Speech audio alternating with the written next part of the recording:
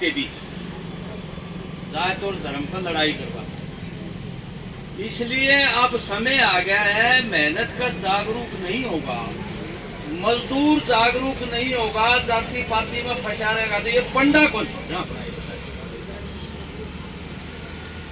एक पार्टी तो बदल के दूसरी में आते हैं, दूसरी तो फिर राजमा उनारी उसमें आते हैं।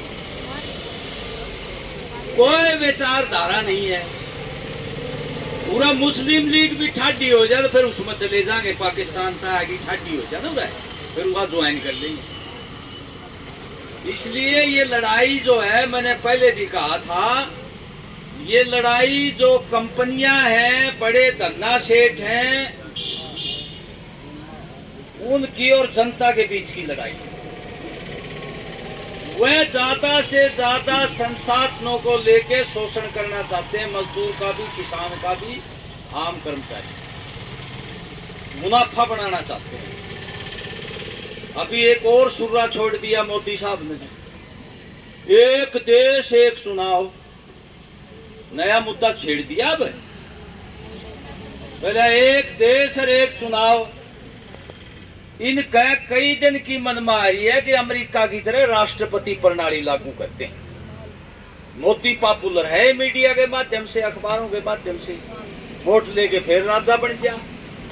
ये इस देश के लोकतंत्र पर जो संसदीय प्रणाली है, अंग्रेज जाने के बाद हमारे जो स्वतंत्रता सेनानी थे, जो राजमाए, उन्होंने ये स्थापित की थी। इसको ही बड़ा खतरा पैदा होता है। अभी जो लोकतंत्र है, 28 तारीख को जाने कौन दिया, और जब तानाशाही आ जाएगी तो क्या होगा फिर?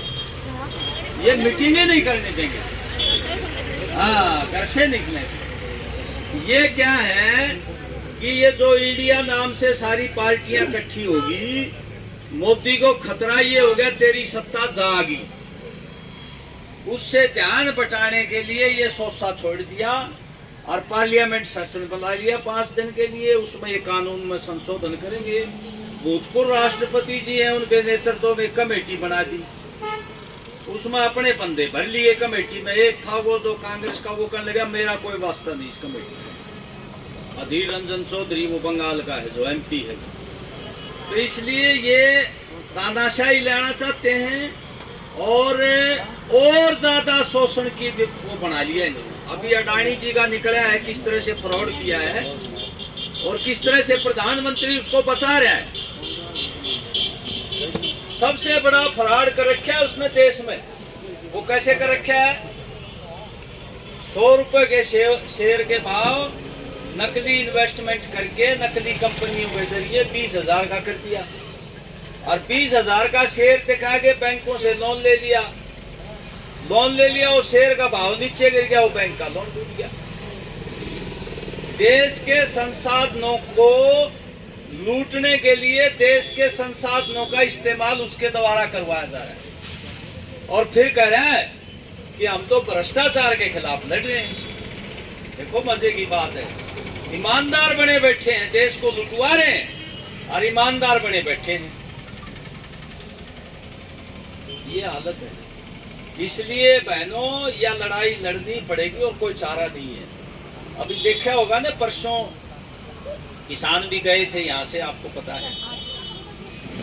31 और 1 तारीख दी थी कृषि मंत्री ने। 23 अगस्त को बड़ा प्रदर्शन किया था किसानों ने, यही आपके बीच में बैठे थे। उस दिन भी टाइम नहीं दिया। फिर 2 तारीख को गए, उसके घर के आके बैठ गए। प्रशासन करने लगा जी शाम को आएंगे, टाइम देंगे। अभी बात नहीं करी है। हालांकि उन्होंने 5 तारीख का समय दिया है मिलने के लिए, वो कल मिलेंगे। जो हमने भी ये तय किया भाई चलो समय दे रहे तो एक बार बात ही कर लेते। तो किसान, अब देखो ना हरियाणा में, आधे हरियाणा में तो सूखा पड़ गया, आधे में बाढ़ आ गई, किसान की फसल बर्बाद होगी। अब वो जो सूखा पड़ गया वो बर्बाद होगी। गांव में मनरेगा मजदूरों को काम नहीं मिल रहा है, उसका बजट खत्म हो गया, बजट ही तो बहुत थोड़ा रखा, मजदूर को काम नहीं मिल रहा। किसान को जो है सूखे का, बाढ़ का, पिछला जो सर्दी मार गई थी, ओले पड़ गए थे, उसका मुआवजा नहीं मिल रहा, बीमा क्लेम नहीं मिल रहा। अभी पिछले 8 साल में 57,000 करोड़ रुपए प्रॉफिट कमाया बीमा कंपनियों ने। आप अंदाजा लगाओ किस तरह की लूट कर रहे हैं। इसी तरह आपके साथ किया जा रहा है, इसलिए हिम्मत और हौसले के साथ लड़ना ही पड़ेगा।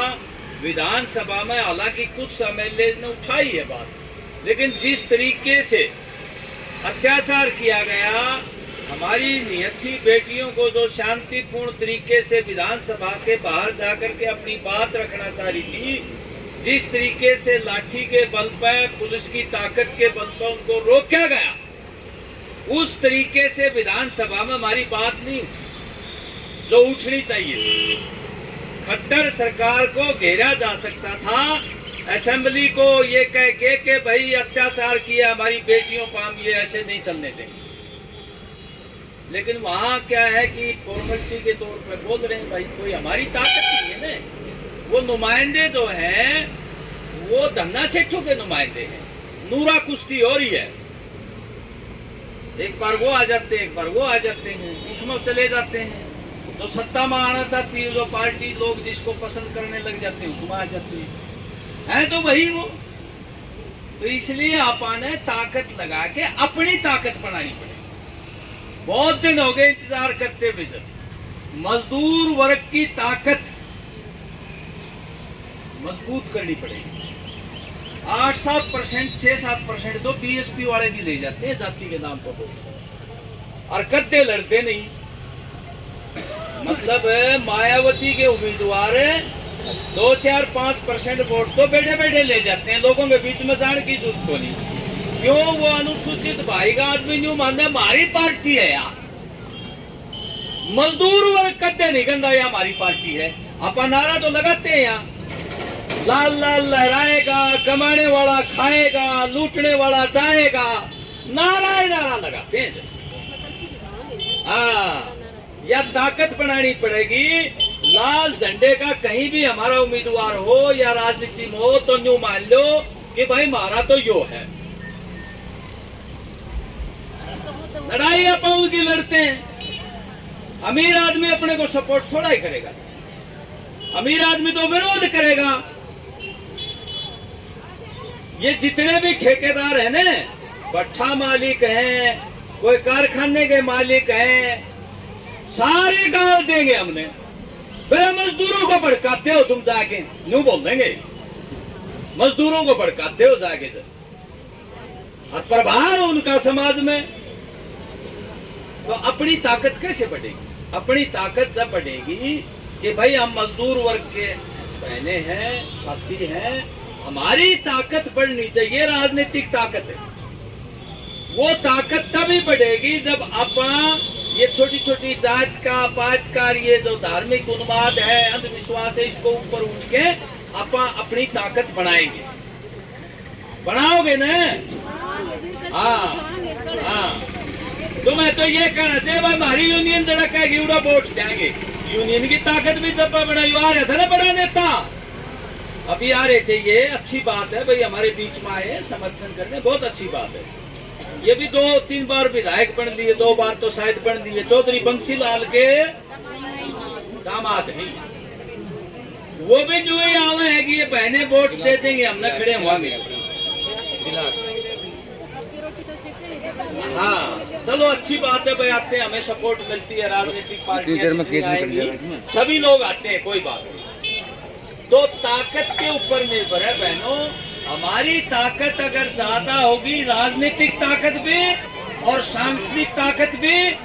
अब इनको भी जब आप पूछेंगे, जब आप जाके कहोगे ना हमारी यूनियन जरा का घेवड़ा वोट देंगे जी, वो फिर इन दोहरा आवेंगे भाई कामरेडो, तारा उम्मीदवार तो सैको नहीं, हमने समर्थन दुआ हो। अगर तुम वही डाल दोगे बिना इकट्ठी हुए तो अपन क्यों पूछेंगे फिर वो? हाँ, यूनियन की ताकत उसी में है। यूनियन की ताकत ये नेता भी तभी मानेंगे जब इनको मालूम है कि भाई इनकी ताकत है सिट्टू की। भले ही सिट्टू का नेता यहाँ ना खड़ा हो, लेकिन ये एक कहने का वोट डालते हैं। एक दिन यो सांसद साहब मिल गया मने, आप जिसका जाओ ने मेरा क्या कहता, बिना कामरेडो तारी ताकत तो बहुत है, आंगनबाड़ी की भी, आशा वर्कर भी लाल झंडा ठाए फिरी जाओ, पर तारे वोट को नहीं आते। तारा उम्मीदवार खड़े हो जाते तो तारे वोट 1000-1200 रह जाते, आते नहीं।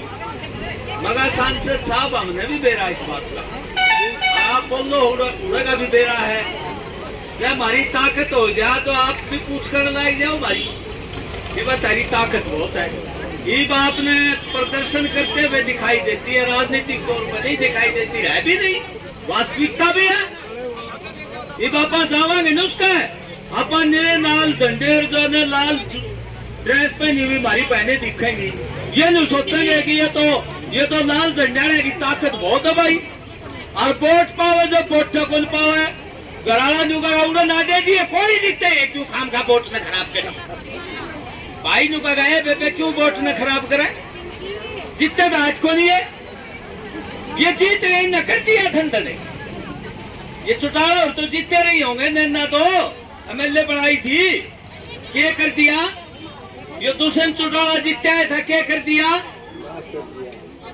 वह कौन देख दे आप बेला, क्यों वोट खराब करो, इनके वोट तो आओ को नहीं, खाम खा पावड़े हो रहे हो बेला, तू तिड़ेगा गाटम के बाजरा लकड़ेगा न्यू बोल देंगे। ये ताकत होती है, जन समर्थन होता है, वोट थोड़े आओ ज्यादा आओ, न्यू तो मेरा पट्टे दुश्मन ने इनकी ताकत है और उसका दबाव पड़ता है। खट्टर जो बोल रहे हैं उड़ा गया एमएलए था, खट्टर ने लाल झंडा लाने में तंग कर लिया, आज एमएलए बन गया लाल झंडा एक दो, तो उसने चलने कौन थे असेंबली में से, तो अपने मैदान में भी और राजनीतिक फ्रंट पे भी ताकत बढ़ानी पड़ेगी, या बात समझ लो।